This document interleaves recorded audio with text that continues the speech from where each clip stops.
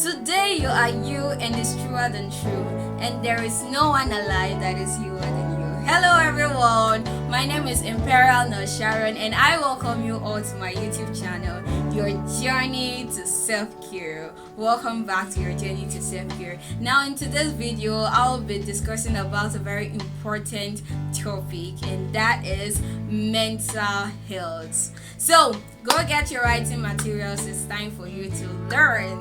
So what is mental health?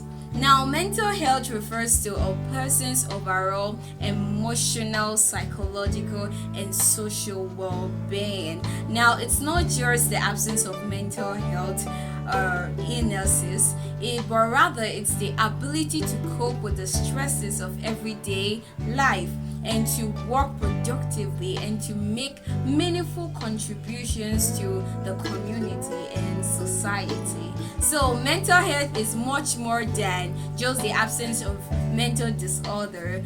It's about being able to thrive in life.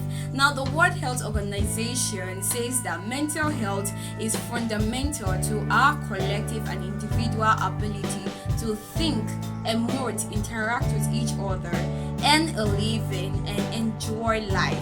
Now, this means that mental health is crucial for our overall well-being and quality of life. So let's talk about some of the factors that could affect mental health. Now, there are lots of factors that can affect mental health depending on the individual, but I'll be talking about the most common factors that affect a lot of people, a lot of individuals. Now, we've got lots of factors, and everybody have different factors that could affect their mental health. So now I'll just be giving you some factors that affect mental health. Now, stress is a very common factor that affects mental health.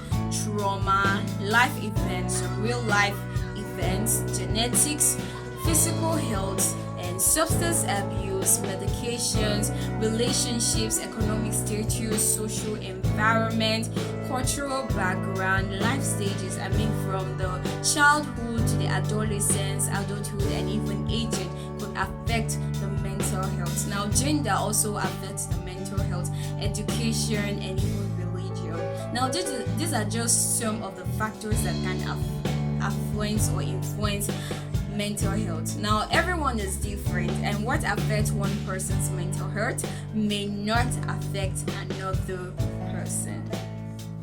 Now, let's talk about some warning signs that you may be struggling with your mental health. Now, some common signs could include feeling down, depressed, or hopeless, loss of interest in activities you once enjoyed or longed for, changes in sleep patterns, changes in appetite, feelings of worthlessness or guilt.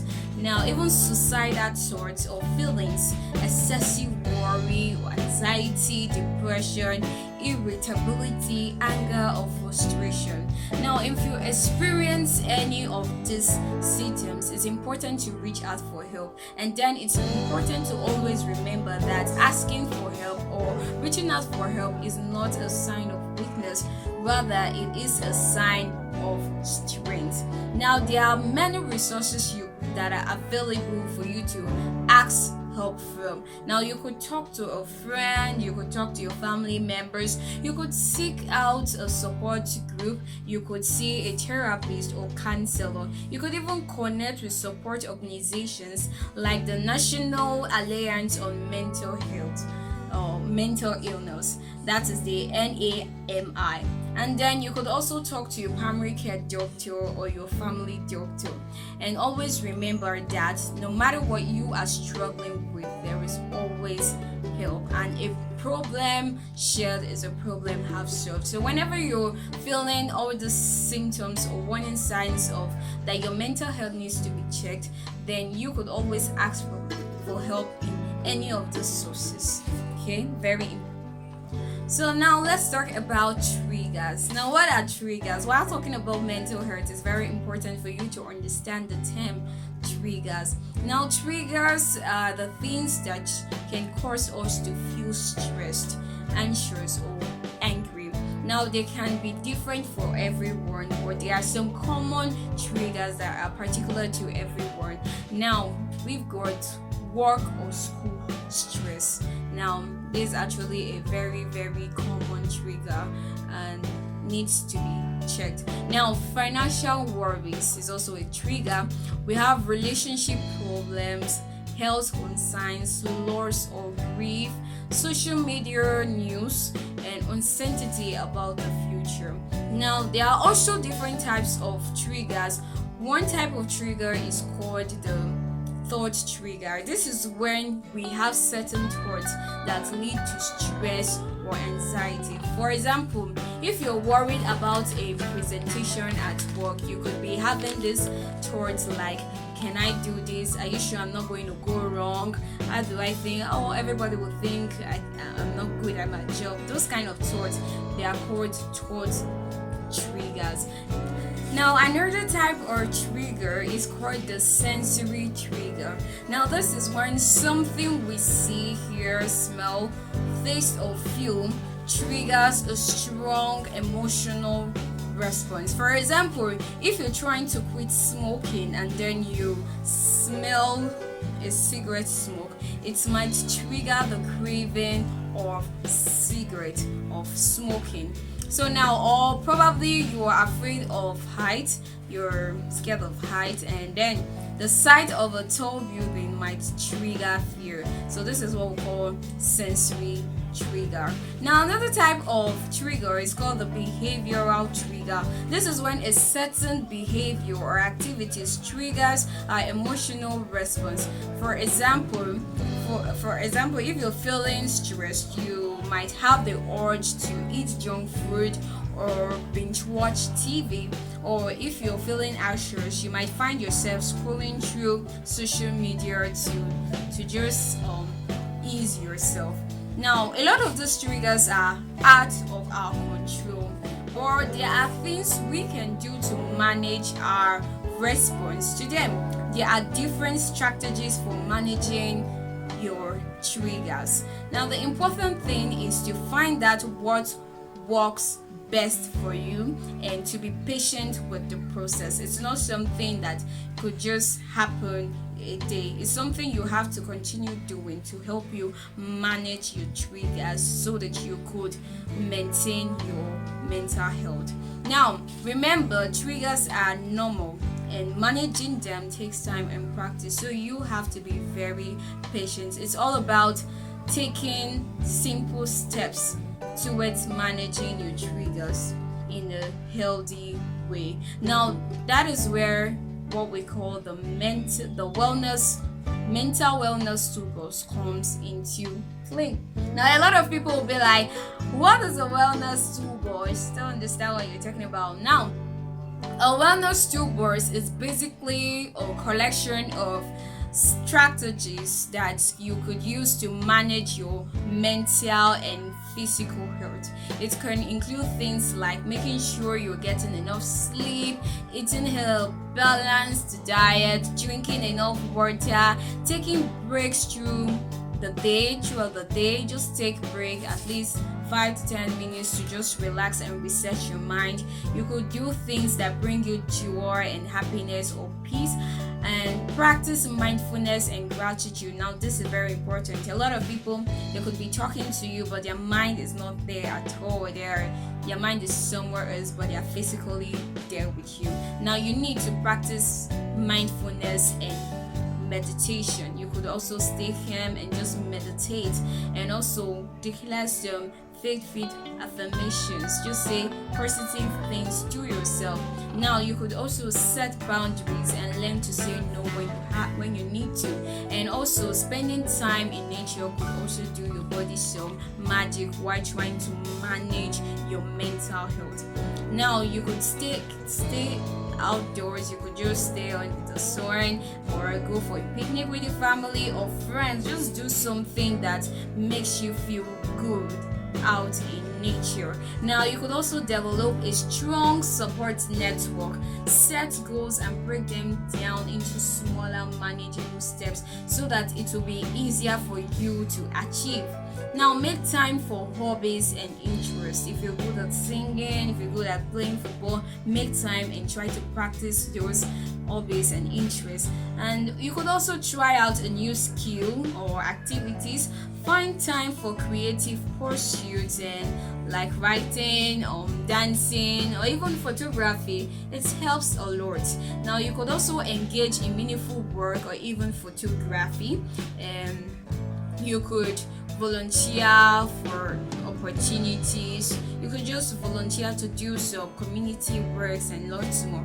Take a social media or digital detox. Unplug from your devices for a certain period of time. Now it helps to manage your mental health. You could also take a technological vacation and try spending time in nature instead of always being with your phone, your laptop, your mobile devices.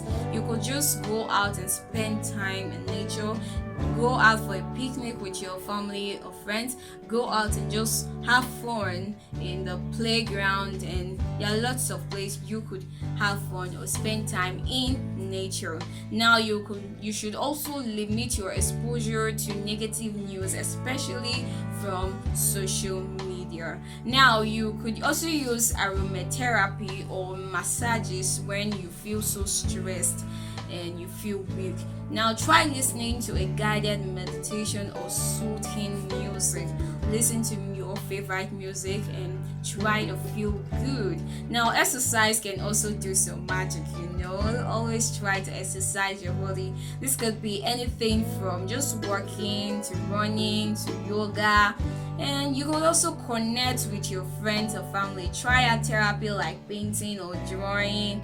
Seek professional help like therapy or counseling. Now this is very, very important to maintain and to have a very balanced mental health. Now you could try self-hypnosis or progressive relaxation. Now I shared a video on some simple self-care practices you could do for self-care to care for yourself properly, and then I also shared some relaxation techniques you could do for self-care, and I'm sure those videos will be of help in understanding how to manage or manage your triggers, how to manage these triggers in your wellness toolbox. Now your wellness toolbox, like I said, is different for everybody, so you need to find out what works best for you, which strategy is best for your kind of person.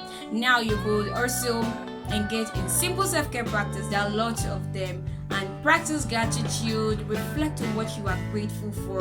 Think positive, stay positive. Now thinking positive towards and surrounding yourself with positive people who gives you that positive vibe. It helps to improve your outlook and boost happiness. Now you could also help others. Unnecessary kindness, like I said in one of my videos. And also don't forget to be kind to yourself. The way you're kind to yourself, the way you love yourself, you also love others like that. Now improve your mental health through all these basic self-care practices, simple self-care practices, and relaxation techniques. So one thing you should understand is that everything that is wrapped up in your wellness toolbox is what we have in practicing self-care. So you actually need to understand self-care, its benefits, some of those simple self-care practices and relaxation techniques, so that you will be able to live a healthy and balanced life, so that your mental health will be stable and balanced. Now you sure want to go watch those videos, and you want to understand the term self-care and how to care properly for yourself.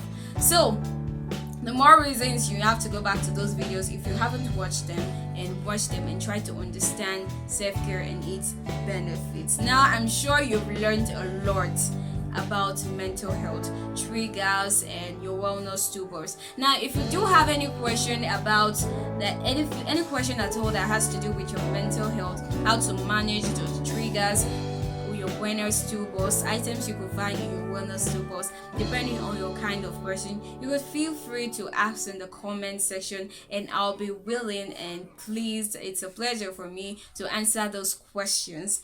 Now, thank you so much for staying and watching to the end of this video. Now, mental health, now I'm sure you've learned a lot, so please do take care of your mental health, not just your physical health. Your mind, your body would thank you if you could if you could practice those strategies to help manage your triggers in mental, while taking care of your mental health. Now, till I come your way in my next video, this is the end of this video. Now, I'm sure you do understand everything about mental health. Feel free to ask any other questions, and thank you so much for watching. Now, please don't forget to like and subscribe to my YouTube channel, Your Journey to Self-Care with Imperial no Sharon, and I'll hope to see you in my next video. I love you all, and please do stay safe. Bye bye.